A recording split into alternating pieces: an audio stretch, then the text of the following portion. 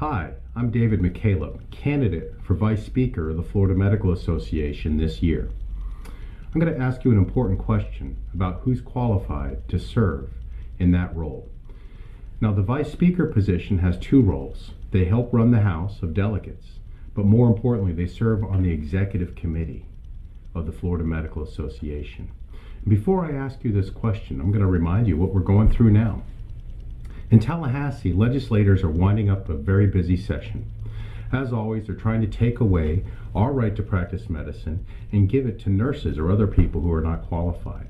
As always, they try to place a fee on top of our malpractice insurance to pay for hurricane damages just because they can, and we stop them every year. And our staff is there now making sure that insurance companies pay us on time and fairly, and that they don't interfere in the practice of medicine. But what they do during that session, our staff, is they get our executive committee together. And the vice speaker position I'm running for has a spot on that executive committee. And it's the most important part of the job for this FMA vice speaker. And here's a question I have for you. When that call comes, when that important decision needs to be made about a piece of legislation that could affect doctors for years, who do you want to take that call? Who do you want serving on the executive committee? I contend that I, David McKalip, am best qualified to serve as your FMA Vice Speaker and serve in that role on the executive committee. Now, you need someone there who's got the level of experience that I have.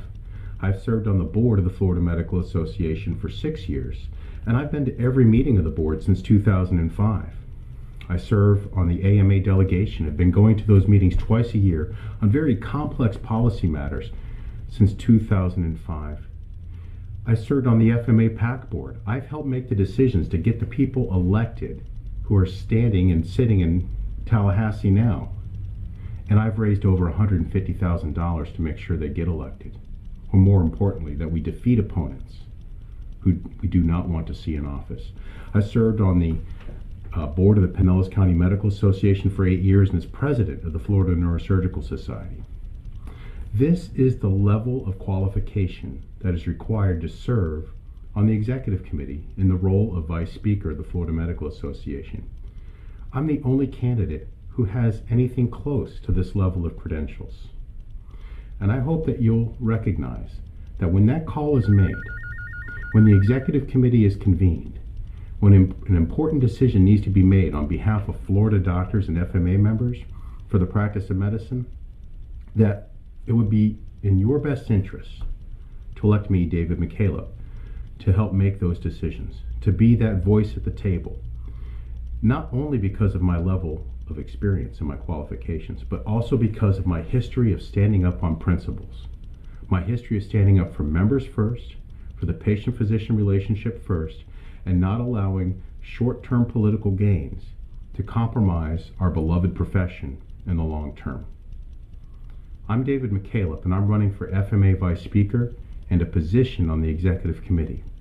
And when you make your decision about who to support, I want to ask you, who do you want to take that call when it comes time to make an important decision for the Florida Medical Association?